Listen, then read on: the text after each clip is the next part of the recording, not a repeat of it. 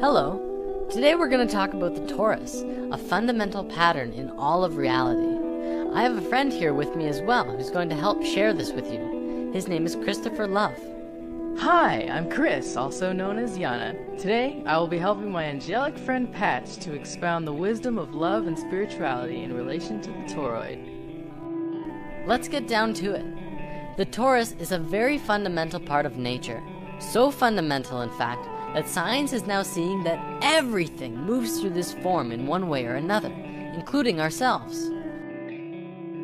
Very simply, the torus is a self-organizing system that all comes together at a space of unity and expands its energy out all around itself until it returns back to that original space at the center, and will continue to do it again.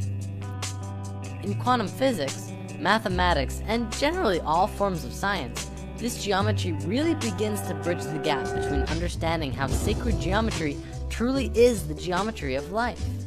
This is a geometry that breathes. It has life itself.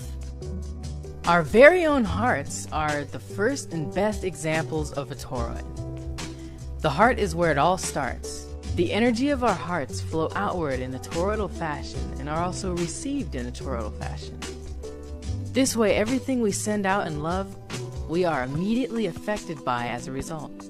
In other words, our emanation of love is a gift to yourself as much as it is a gift to the universe around you. You can look in nature to see these shapes everywhere. It's in oranges and apples. You can see it around tornadoes. The magnetic field of the Earth is a very powerful example, as well as how the atmosphere of the planet works too. Our modern scientists haven't really taken the concept of hollow Earth very seriously, even though this concept does explain a lot of fundamental theories about the Earth to which we don't really understand, despite all of our theories. Well, the idea of hollow Earth works in the exact same way as well. It demonstrates that our planet is designed from the core as a torus. The Earth is multidimensional, so we can actually have both a hot iron core as well as a 5D hollow Earth interior as well. For those who want to learn more immediately, check out Hollow Earth HD on YouTube. Moving on, we all know the fundamental principle of the universe of as above, so below. Well, this torus is even found at the size of galaxies. Atoms even have this very geometry as well. It's quite literally everywhere. From this basic expression demonstrates how life ought to be. All of the energy that emerges from the core travels around the torus and fuels itself.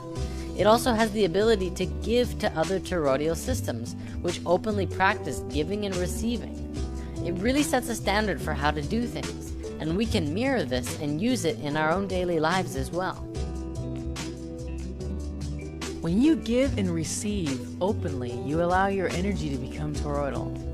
When we look at the interactions between one another, we begin to see the nature of giving and receiving. If we shift how we give and receive with others, we give ourselves an opportunity to receive feedback from what we emanate immediately. This allows for an enlightening transaction of energy between all life and allows all of our communications to resonate on that toroidal frequency of love. Love is not just a feeling, it's a vibration and a frequency that is connected through all things. The pure vibration that emanates around one's own heart and brings things together harmoniously is through a universal vibration we call love. If you look at the flower of life in 2D, it may be a little hard to tell. However, in 3 dimensions, one can truly see that it too is a torus. The flower of life is all geometries, remember? The torus is yet another one of those creation patterns that emerge from this, or rather is this form. It's so important to understanding everything. Even Nikola Tesla worked with this geometry, and through it he discovered a way to access free energy for the entire planet. Well, of course, all of the corporations of the world wanted to keep charging people for energy. And between them and the US government, all of Tesla's most amazing work was destroyed. In Lesson 15, we talked a bit about this before, and now we can go deeper into it. The Institute of Heart Math, as well as Stanford University, among others, have now scientifically demonstrated that around the physical heart of your body, you have 2 toroidal fields, one inside the other, which are connected to the sacred space and the tiny space within the heart. Greg Braden has done a lot of work in explaining this to the modern world as well, and Drunvalo Melchizedek has put a lot of focus into teaching that this is some of the most important information regarding physical ascension. This is part of the understanding that is truly bridging the gaps between science and spirituality. China is doing some really amazing things. They have hospitals that are completely dedicated to the work of prana and energy, rather than the physical body of patients.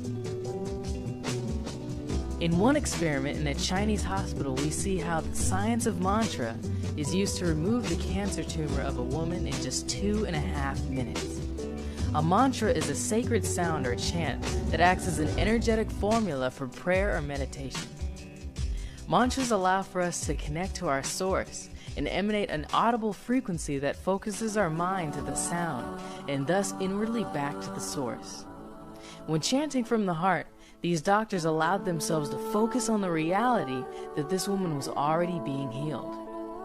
In this, it allowed for the mind to bypass the normal confines of reality, as its intention toroidally flowed in and out of the source of which reality emanates itself. For everyone who has been skeptical of the idea of self-healing through intention, this video is proof that it's not just a plausible idea, but it's very, very real. We need only understand why it works and how it works. To come from a skeptical place and try, you will only see skeptical results. To come from a pure and true space, anything is possible.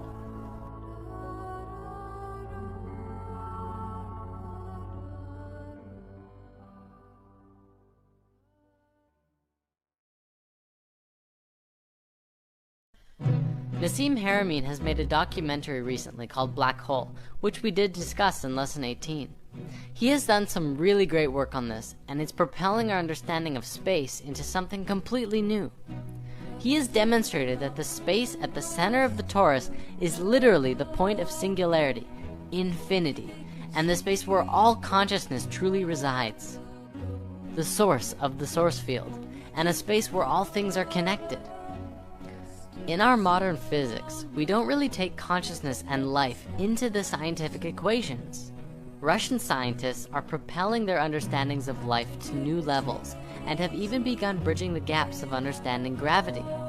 Our Western model is not built to understand gravity, and the Russians have developed models which harmonically see that gravity itself is a conscious field, an information field of love that holds things together. It's really profound, and even quantum physics is beginning to look at this in new light. Remember in Lesson 18, we talked about the vector equilibrium. This torus form and the cube octahedron go hand in hand. It is the male and female aspects of each other, and the vector equilibrium, when put into use in science, can grant access to an infinite amount of energy through tapping into the space of unity of the source field, the 0 point. The field of consciousness that science now knows connects all things.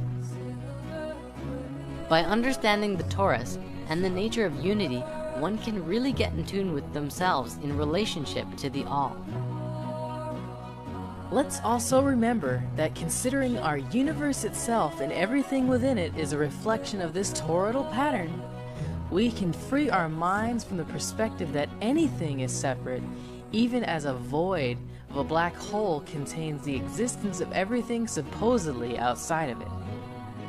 This is reflected in the psychic nature of those who in meditation dive into the void of consciousness, and those also who reach a state of Godhead awareness that includes all life in unity and love. The one is all, and the all is one. In the torus, the point of singularity, whatever consciousness is present, is the purest representation of the whole.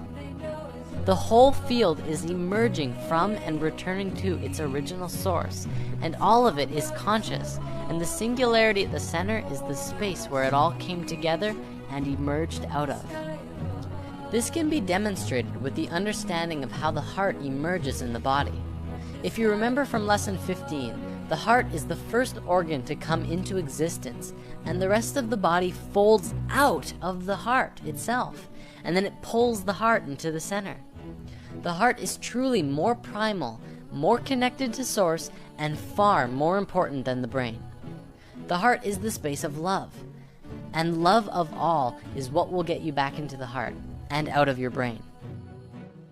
In order to grow and become lighter energetically, we as individuals and as society must learn to understand how to really get back into the natural flow of things. This is what the natural flow looks like, among a few other forms as well. For many, understanding the torus from a left brain perspective is needed to really get back in tune with yourself.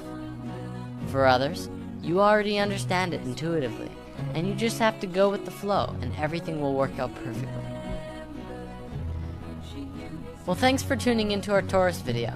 We're now going to go hang out on Chris's channel to continue the discussion of our eternal nature and living in the heart. If you want to follow, this is Chris's YouTube channel. He's created his own series called Angel Academy, and it's definitely transforming into something beautiful.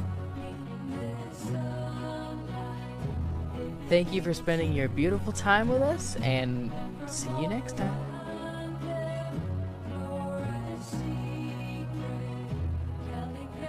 The earth hasn't lived in their hearts for thousands of years, but the truth is it's really simple. It's easy. A child can do it. Anyone can do it. If you find your place into the heart, everything changes in your life. You don't do things physically out in the world. You do everything from within your heart, and the heart creates what your external world is. It's another way of being. It's an ancient way of being. We used to be this way, and we've long forgotten all of this stuff. You can do this. Everyone can do it. And if you do it, if you learn to live not in your brain, not in a logical thinking world, but in a world that is female and with a heart, and that you begin to love people and your life and your situations and everything that comes to you, your life becomes easy and simple and beautiful. So I hope you find your way, because I know you can do this. We all can do this. Bye-bye.